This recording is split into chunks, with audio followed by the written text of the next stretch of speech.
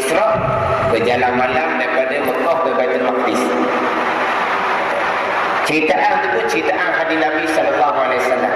Tapi jangan kita lupalah, apakah tujuan utama Allah Ta'ala perintahkan Jibril dan Mikail bawa Nabi kita Mi'raj sampai ke langit yang ketujuh, sampai ke hadap kursi. Tujuan utamanya adalah terima kewajipan sembahyang. Satu-satu kewajipan syarak agama yang tidak melalui wahyu Jibril AS. Kewajipan syarak yang lain disampaikan wahyu melalui Jibril AS. Kewajipan syarak-syarak Nabi yang terdahulu pun melalui wahyu Jibril AS. Kewajipan sembahyang terima direct daripada Allah Subhanahu wa taala.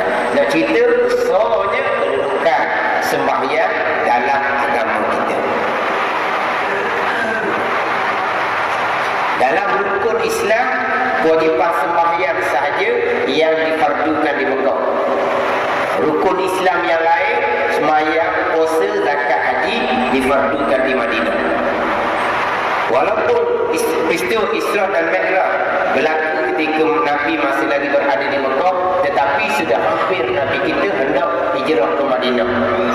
Mengikut ahli sejarah mengatakan ketika berlakunya peristiwa Isra dan Mi'raj, umur Nabi-nya 51 tahun 8 bulan 13 hari. Maknanya Nabi menjadi Rasul 11 tahun 8 bulan, hampir 12 tahun Nabi kita menjadi Rasul. Hampir 12 tahun. Nabi kita menyampaikan agama 23 tahun. 13 tahun di Mekah, 10 tahun di Madinah. 23 tahun ni kalau kita bagi dua, 11 tahun 6 bulan.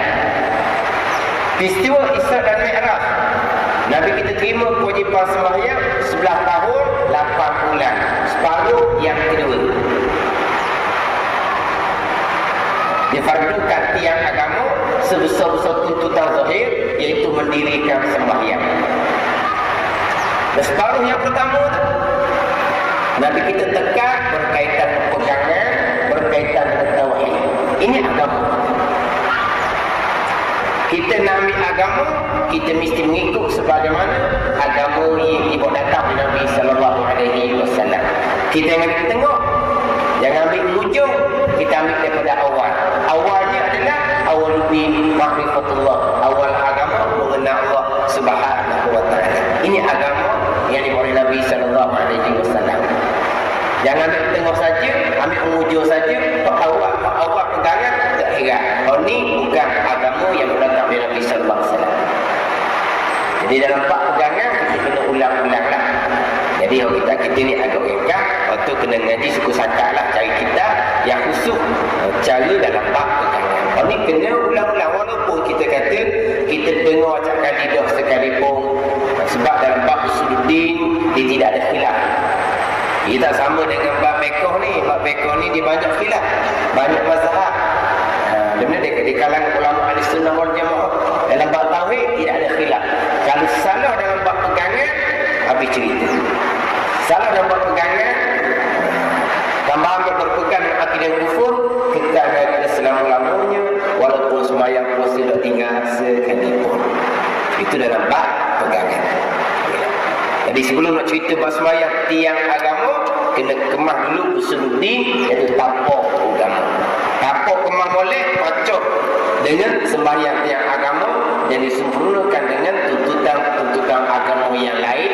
Sebab kita terima agama secara keseluruhan. Cuma jangan ambil agama tengah ujung saja, kita ambil daripada awal.